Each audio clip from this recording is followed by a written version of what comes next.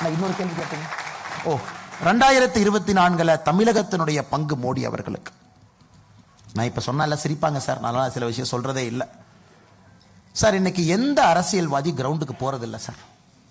இன்னைக்கு எல்லாம் இப்படி பேசுறாங்கல்ல சார், நாங்க பெரிய கட்சி, நாங்க இந்த கட்சி. எப்படி போவாங்க தெரியுமா சார்? ஃப்ளைட் ஏறுவாங்க, அப்படியே போய் ஃப்ளைட் இறங்குவாங்க. வெளியூர் 2000 பேர் கூட்டத்தை கொண்டு வந்து தலைவர் வாழ்க தலைவர் வாழ்க நிற்பாங்க. அப்படியே கார் ஏறுவாங்க, அப்படியே மாநாட்டு பந்தலுக்கு போவாங்க, அப்படியே பெய்டு கிரௌட கொண்டு வந்து உட்கார வச்சிருப்பாங்க. இப்படிதான் தமிழ்நாடு அரசியல் இப்படிதான் சார் இருக்கு. அவங்க என்ன 1980 1917 பேசிட்டு இருக்காங்க சார். 200 தொகுதியில காலில் நடந்து போய் மக்களை பார்த்துருக்கோம் சார், ஃப்ளைட்ல ஏறி. அதனால் நான் தீர்க்கமாக சொல்லுகின்றேன், களம் மாறிடுச்சு சார், களம் மாறிவிட்டது. The complete political change is going to happen. Ground வந்து தயாரா இருக்காங்க சார், கிரவுண்ட் இஸ் ரெடி. ஆனா நண்பர்கள் இப்ப கிரவுண்டுக்கு வர்றதில்லை சார், கிரவுண்டே வர்றதில்லை. Major political leaders they sit in AC rooms, they sit in flights, they do deals behind the room and they say you come with me, you bring 5%, I bring 5%, நம்ம alliance போயிருமா. இதெல்லாம் 1960 model sir. இதெல்லாம் start up eco system வந்து it has disrupted over the last 10 years. Start up காரை வந்து பெரிய பெரிய players எல்லாம் தட்டி தூக்கிட்டு போயிட்டான் சார். இன்னைக்கு தமிழ்நாட்டினுடைய அரசியல் களம் உண்மையை சொல்ல வேண்டும் என்றால் 1960-70 தலைவர்கள் எப்படி யோசிக்கிறாங்களோ அப்படிதான் சென்னையில யோசிக்கிறாங்க. அதனால இந்த தேர்தலை பாருங்க சார், ஏன் மனசுல ஒரு நம்பர் வச்சிருக்கேன்.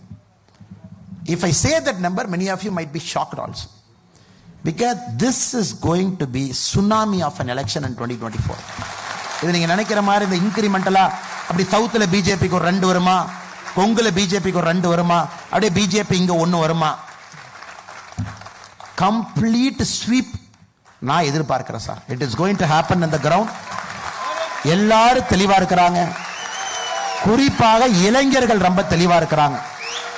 நான் சொன்னேன்னு வச்சுக்கோங்களேன், ஒரு பத்திரிகை நண்பர்கள் என்கிட்ட கேள்வி கேட்பார். அந்த பத்திரிகை நண்பர் கந்தரவ கோட்டைக்கு போயிருக்காரா, தென்காசிக்கு போயிருக்காரா, நாகர்கோவில் எட்டி பார்த்துருக்காரா, இல்லை எங்கேயாச்சும் கும்பகோணம் பக்கத்தில் ஒரு கிராமத்தில் போய் உட்காந்து சாப்பிட்டுருக்காரா, இல்லை அந்த பத்திரிகை நண்பர் வந்து கரூர் பக்கத்தில் ஒரு ஊருக்கு போய் பார்த்துருக்காரா, இல்லை திருச்சி பக்கத்தில் ஒரு கிராமத்துக்கு போய் எட்டி பார்த்துருக்காருங்களா? சென்னையில் இருந்துகிட்டு அது எப்படி சார் அப்படி சொல்லுவீங்க? அதெல்லாம் வாய்ப்பே இல்லை சார். நான் 50 வருஷமா அரசியலை பார்க்குறேன். நான் ஆமா, ஏன் 50 வருஷமா நீ சென்னையில் உட்காந்து அரசியல் பார்க்குறேன்?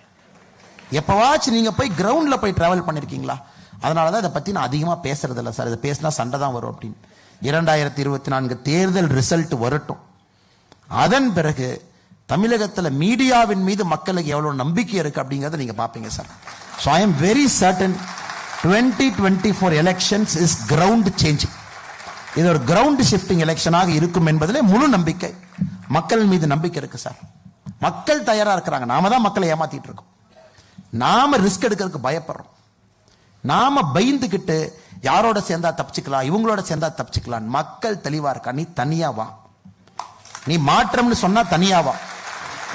நீ வந்து துணைக்கு இந்த கைக்கு ஒரு குச்சி, இந்த கைக்கு ஒரு குச்சி பிடிச்சுக்கிட்டு நீ 2 மேல தோல் போட்டு நொண்டி வந்தாலும் ஓட்டு போட மாட்டேன். மக்கள் தெளிவா இருக்கா. நீ தனியா வந்து நில்லு, நான் ஓட்டு போறேன். கிராமத்துல எதிர்பார்க்கறாங்க, நீ தனியா வா. நீ தனின்னு சொன்னா தனியா வா.